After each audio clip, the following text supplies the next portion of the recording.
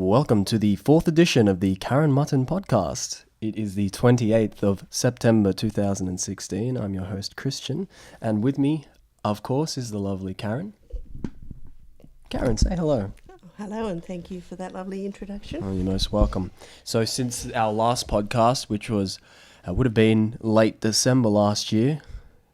Late December? Probably maybe early January. Early January, we were talking about Michael Lambrix and his impending execution at the time. Thankfully, that didn't eventuate. Could you give us an update on that, Karen, please? Well, Michael was 11 days out of execution. Things were not looking good, and then suddenly, out of the blue, a ruling came down from the Supreme Court of Florida called the Hearst ruling. Now, that affected all death row inmates because Florida is one of the few states in America where judges could impose a death sentence rather than juries. So Hearst was all about, and of course Michael was had his death sentence imposed by a judge. So 11 days out of his execution, they put him on hold, and he still is on the death watch list, but he's back in normal population. So what is his short-term prognosis, if you will, going forward into the rest of the year and next year? Well, the court is still debating this Hearst ruling. It can be overturned. If that be the case, he'll be the first one on the list to be executed. But in America, they're turning against executions. It's quite dramatic. So it's very possible he may live, beyond this. Still no horizon for a clemency or a pardon, though. Governor doesn't give clemency in Florida or pardons. They usually, people who get off on appeal. He's still got some new appeals in the court system. He's finding it hard with his lawyer to get these things done, but he's had this problem all along. However, he's trying to remain cheerful, and I'm sure it's been extremely stressful on him to be that close. He'd made his peace. He'd said goodbye to all of us, and then suddenly nothing happened. So, yeah, it's a huge anticlimax. Have you kept in regular contact with him? Well, sure. I mean, I was able to ring him a few times after that when he was still on death watch. They give them privileges of 1 or 2 phone calls a week, and so we were able to chat in real time for a few weeks before they moved him back to population. But so here we are. It's now nearly in October, and he's still with us. Of course, the other one side of the coin is, of course, Michael. The other side of the coin is the continuing development of the financial situation worldwide. Could you give us a rundown of first of all, impending changes or impending things to happen in the next few weeks, and further from that, and a bigger overview of what's been developing in the last few months and perhaps year or so, please? Certainly. There's a very big thing happening Friday, September 30th. Which is in 2 or 3 days. That is right up in the hallowed halls of the IMF. Now, the IMF has its own currency called the SDR, which means Strategic Drawing Rights. Now, this is a currency, it's a virtual currency. They don't issue it to people, just to countries. And it's supposed to be there to recapitalise if there's ever any financial crisis. Now, in the last few months, they have doubled the amount of SDRs in creation and doubled the amount that many countries own. Now, that's a big change, but the biggest change is within the composition of the SDR basket. Now, this currency, which is not a real currency, but they call it a currency, is composed of the US dollar, the English pound, Japanese yen, and the euro. Now, for the first time ever, the Chinese renminbi yuan is being added to the SDR. Now, that's a very big change in high finance. It's certainly going to give China a lot more rights and a lot more clout on the world stage. So that's the big one, definitely happening in 2 days. Now, how that's going to affect the world, probably not too much at that time, because it's all happening in very high finance at a global level. It's not at a local or national level. It doesn't really, most people won't feel it, but it could spook the stock and currency markets. That's the possibility.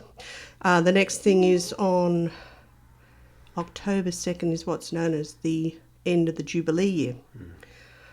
I did write about the Shemitah year. Now that finished last year, and now we are coming to the end of the Jubilee year. For those who are not aware of that, the Shemitah is a 7-year cycle in the Judaic calendar.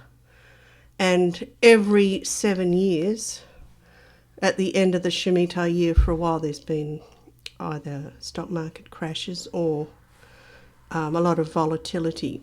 And we did get it near it, but not on the actual date last year.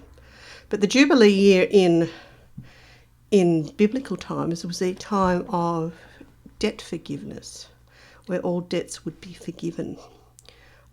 That's not likely to happen now, but it could also be a time of great volatility and chaos, and I think we can see that unrolling in the world now with just what's going on in the Middle East and South China Sea, and things are getting quite scary. And of course, we've got unraveling banks all over the world. You've got Deutsche Bank's imminent collapse. You've got Wells Fargo's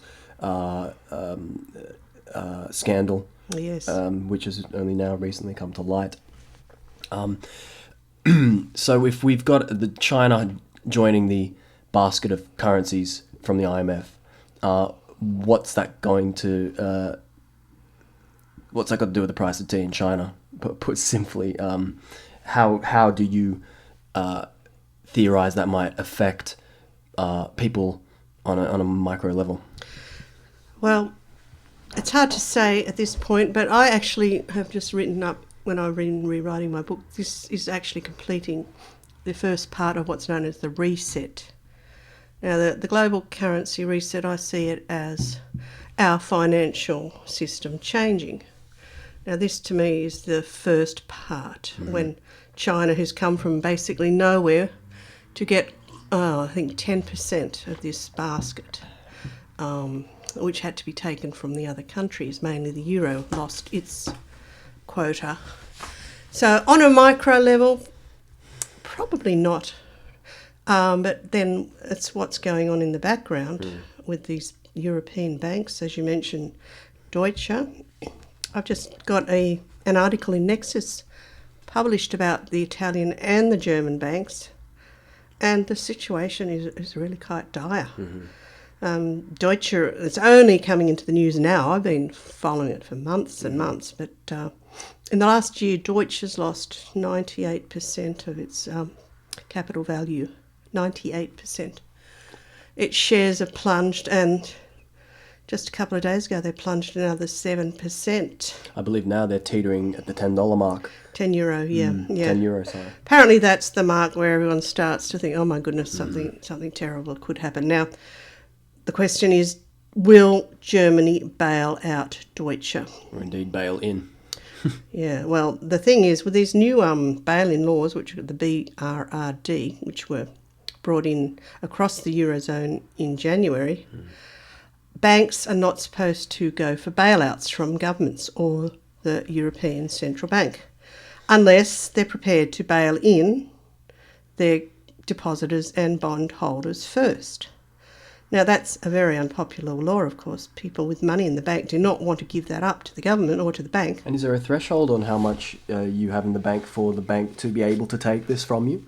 It depends which country you're in. In Australia, it's 250,000 per bank, per entity. So if you've got 2 accounts in the same bank under your name, well, that's added together, and if it goes over 250, that's the threshold.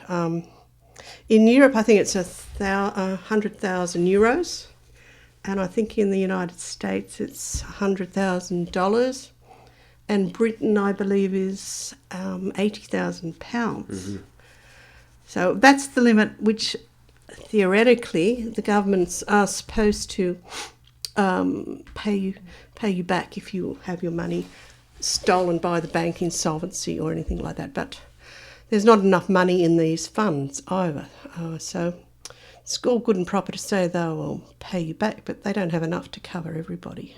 And it's sort of like a secondary IOU. Yeah. Well, so really, the one thing I'd like to stress with this possible collapse of Deutsche, if they allow it, is it will affect the Eurozone extremely, and it could bring down quite a few of the banks there. And most Australian banks have, Deutsche Bank has quite a large share in each one of them, in excess of, say, 10%. So it will be a global situation. Now, that's if Angela Merkel, who's the Chancellor of Germany, if she decides to bail out Deutsche, well, she's then going to be in trouble with other countries like Italy, because she refused To bail out their banks, which are in just as much trouble. So it's a situation, she can get it bailed out and save it for a little bit longer, or bail it in, take away the depositors and the bondholders, or probably the most likely, because this is the world's most dangerous bank, they're calling it now, the IMF called it, break it up. That's the only way I can see it. There's going to be pain Is this either on the way. investor level? Pain. Yeah. Well, if they break it up, what they do is they break up banks into a good and a bad bank. So they quarantine all the bad loans into a bad bank. Now, unfortunately, if your loan's considered a bad loan or stuck with them, you could be quarantined in that bad bank, and that's happened quite a few times, and lose a lot more of your money. If you're in the good bank section, you probably won't lose as much, and you really don't have any choice over which way it goes. That's what they did in Cyprus. They created a good and bad bank, and everybody lost, but the bad bank people lost more. That was in 2013.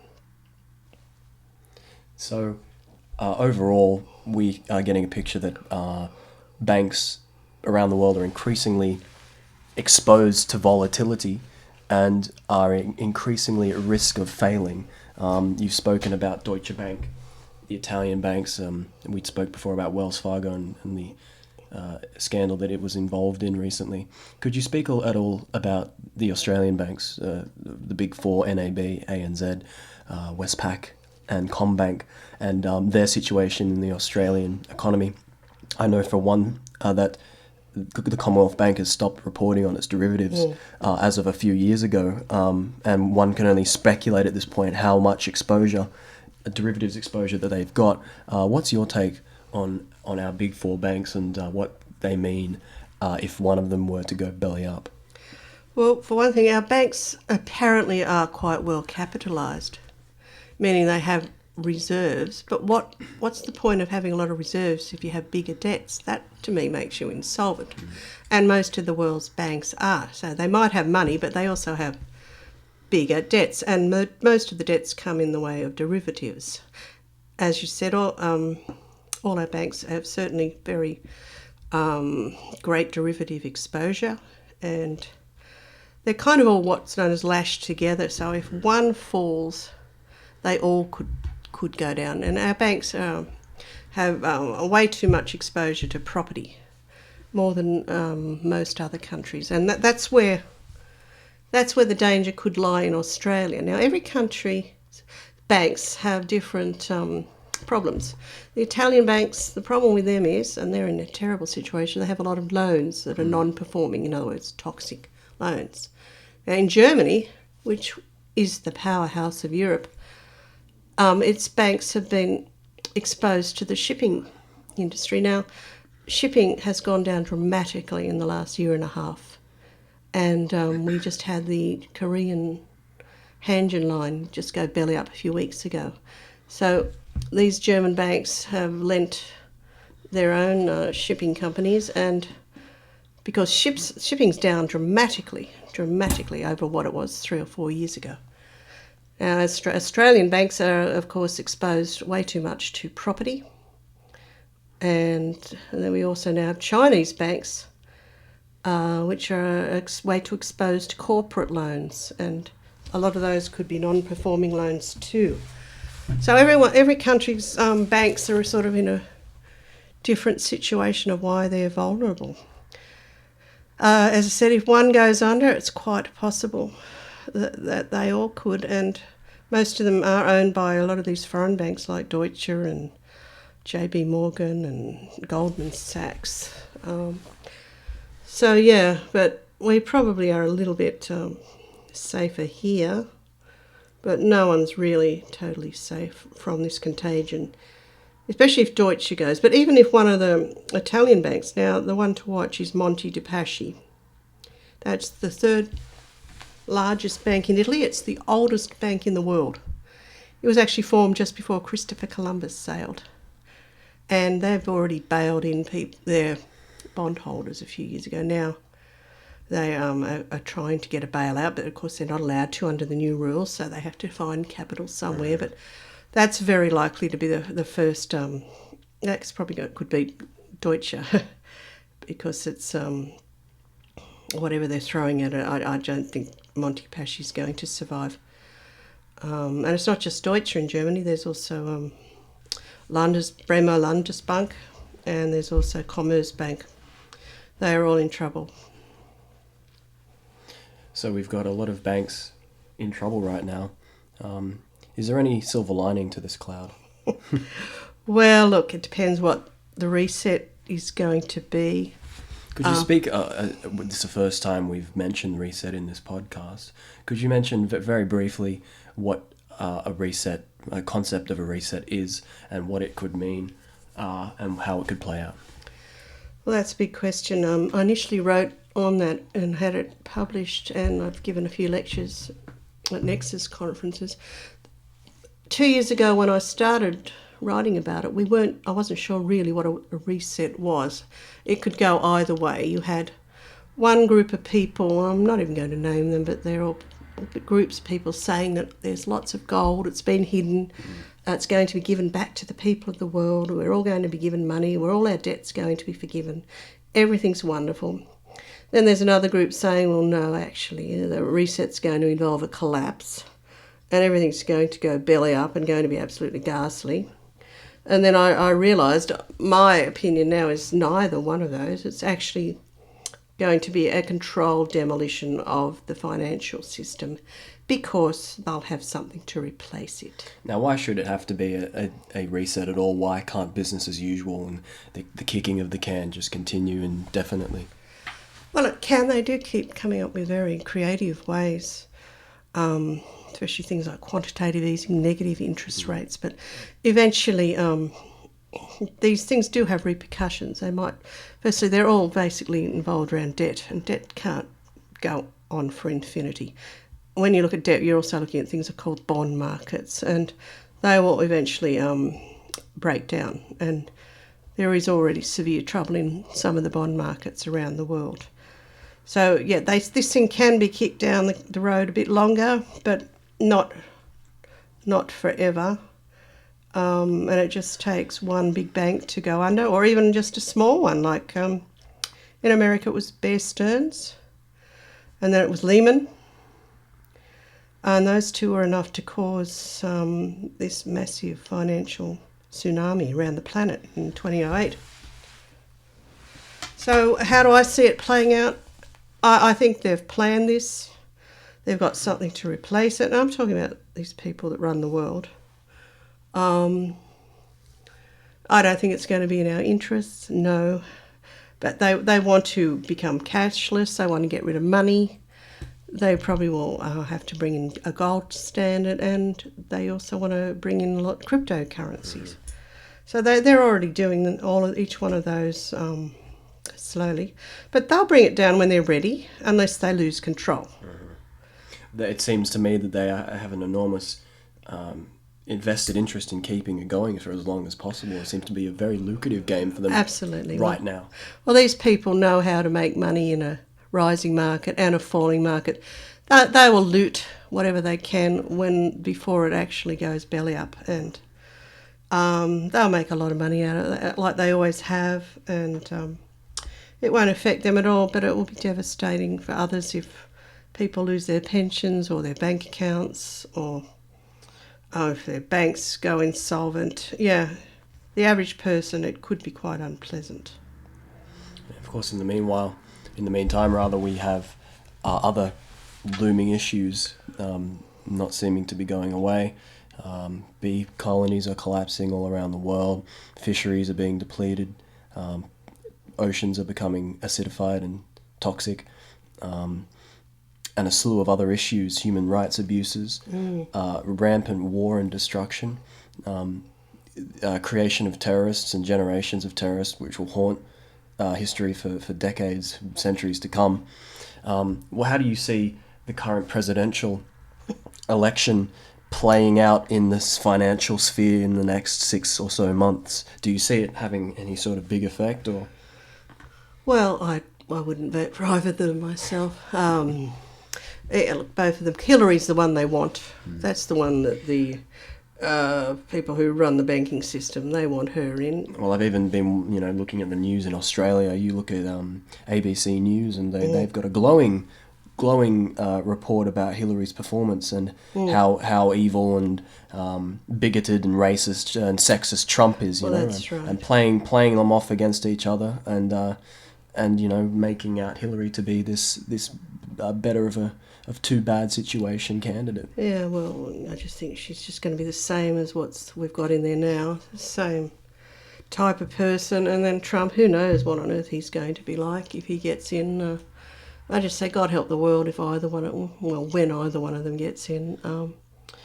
It's quite depressing, just wondering how this is going to go. And I believe that there is orchestrated violence in America. I think they do want to bring in martial law. And it could happen, and the way all these riots and everything, these race wars, they seem to be trying to foment by police brutality and other movements. So, yeah, it's everything's really starting to accelerate now.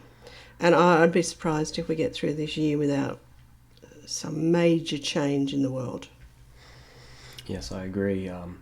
I think I've painted a much gloomier picture if Hillary Clinton gets in. I believe I don't think it's going to be business as usual. I think there'll be a very rapid clampdown of some kind. I mean, we just have to think what Hillary Clinton stands for and what it means for American democracy if Hillary Clinton becomes president. This woman, of course, is extremely corrupt, has a dubious track record, to say it very kindly, and the writing is very clearly on the wall as to her culpability in dozens of different scandals.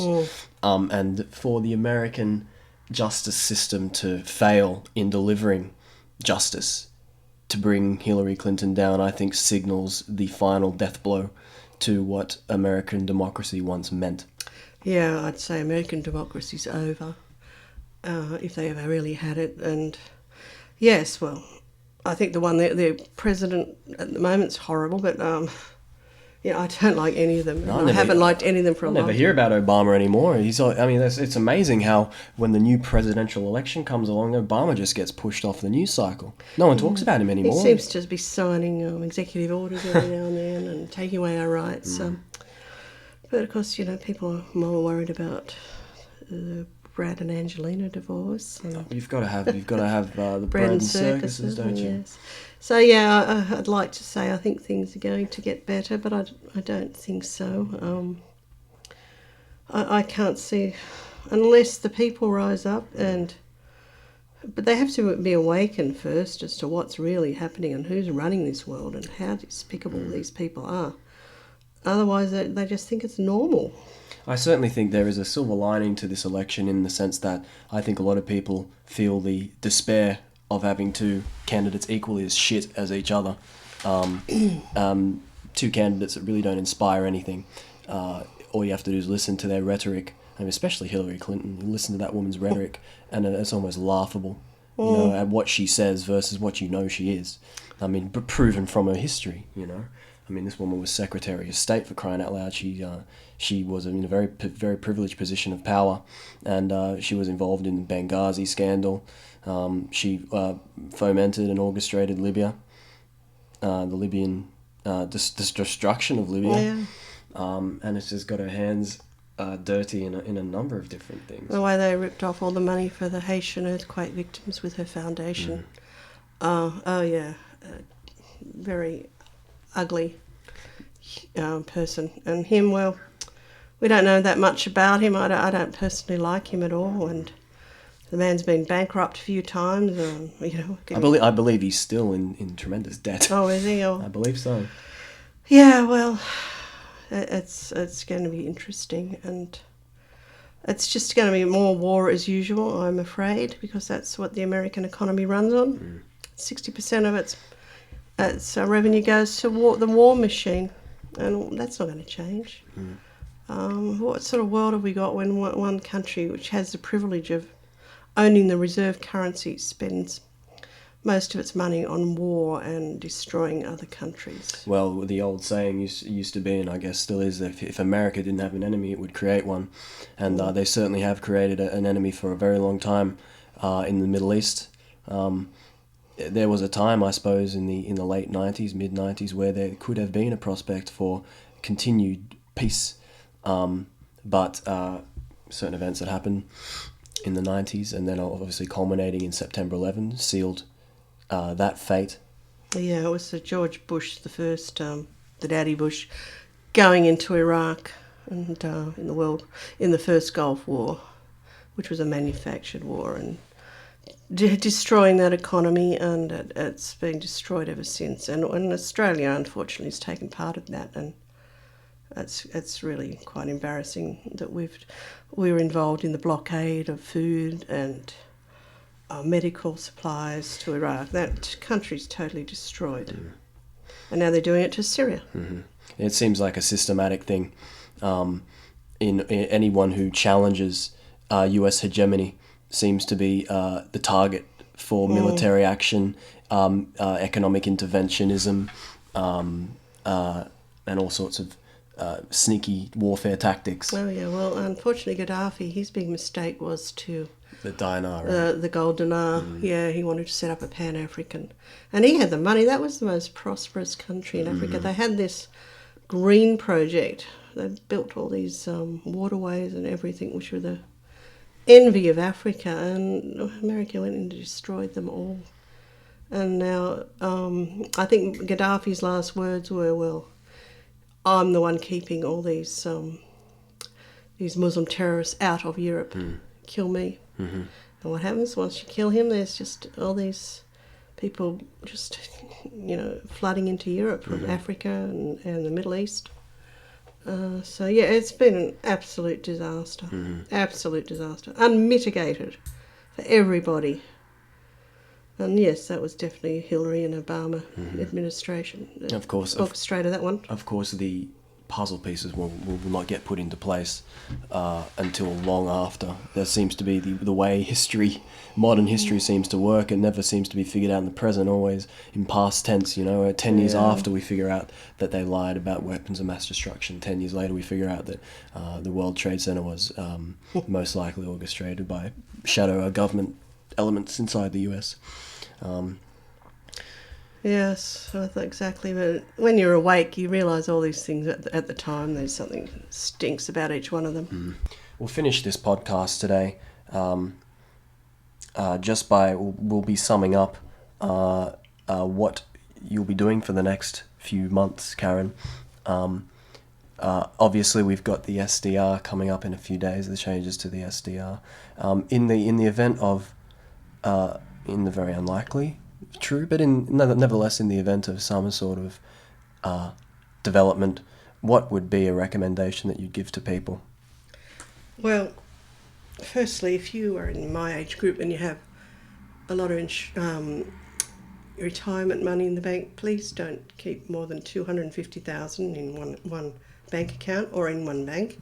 Spread it out. I know that's not many people, but people who get their superannuation and put it all together, and that's really not a good idea.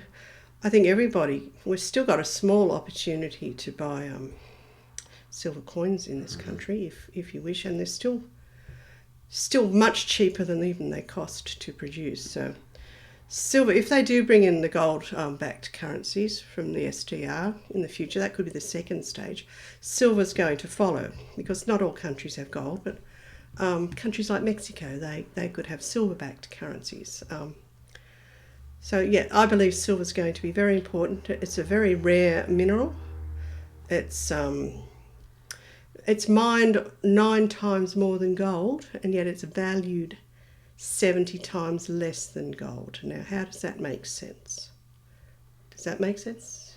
I mean, did I get that right? So there is 9 times more silver mined, so you would imagine it's costs 9 times less. Mm-hmm.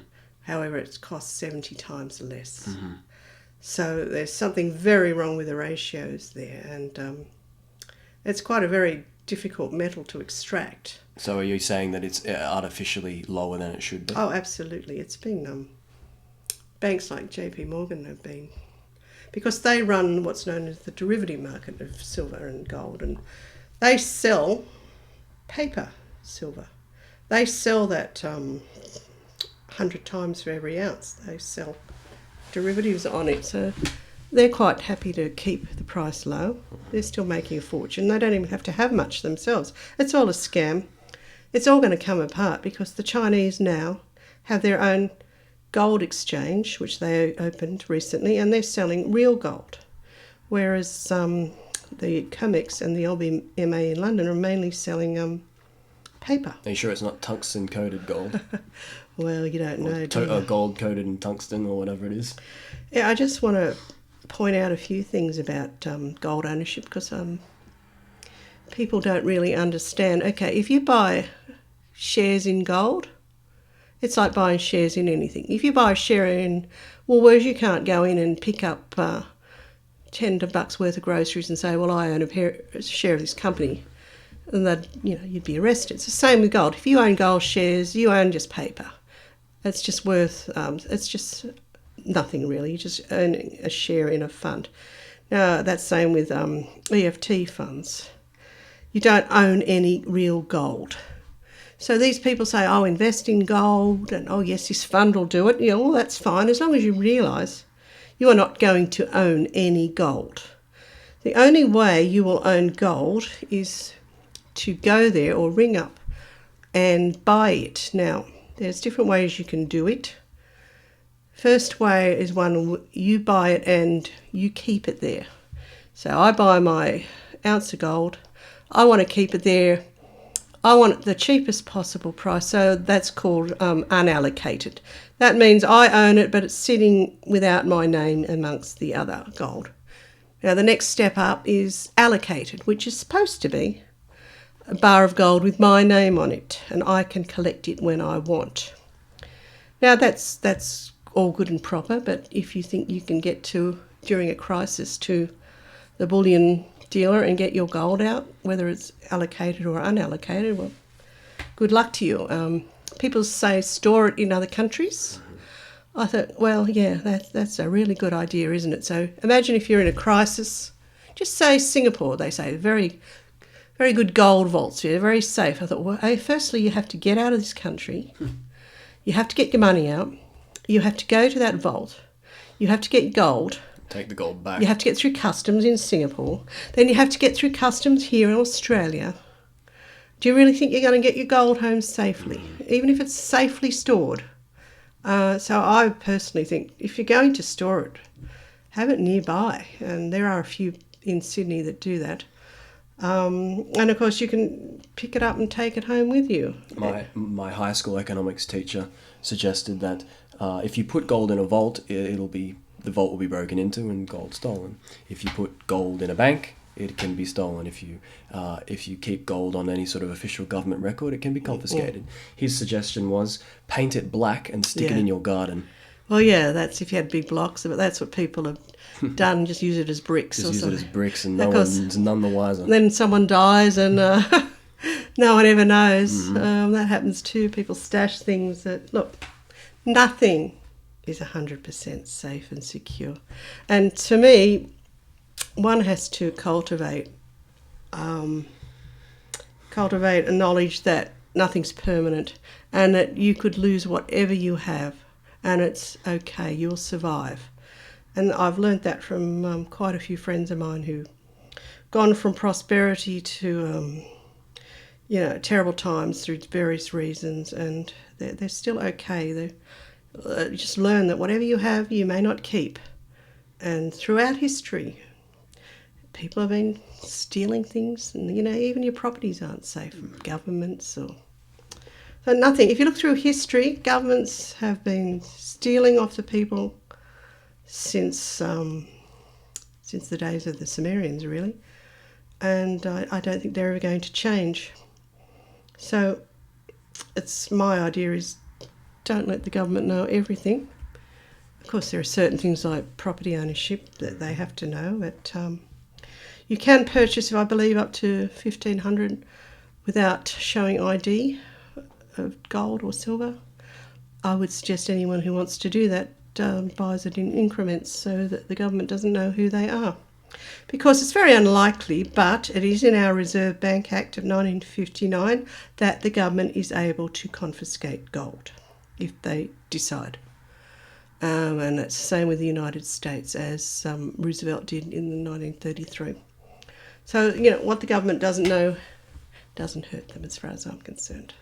I think we'll wrap it up there. Thank you very much, Karen, for being with us today. Keep your gold safe, everybody. Keep watching... and your silver. And your silver. And keep watching the news, especially alternative news. Mainstream news has its uses. A good mixture would be good. Karen's also got a book available, which I am just in the process of finishing my updates on threats to our wealth. Because things are changing so rapidly, I'm going to probably try and sell it as an e-book for the next few months, so I can keep updating it whenever. So you can find that on by emailing me, and you'll find that on my Karen-Mutton.com page. Also, Karen Mutton Author at Facebook. You can contact me through that. But yes, so there's a lot of new content being added, and I'm basically going right up to the inclusion of the rewinding into the SDR. So that's probably where I'm drawing the line and finishing the book so I can sell it, so people get news right up to date. And I also, on my websites, on my Facebook especially, I do have daily updates and anything of interest. And people who purchase a book can join my special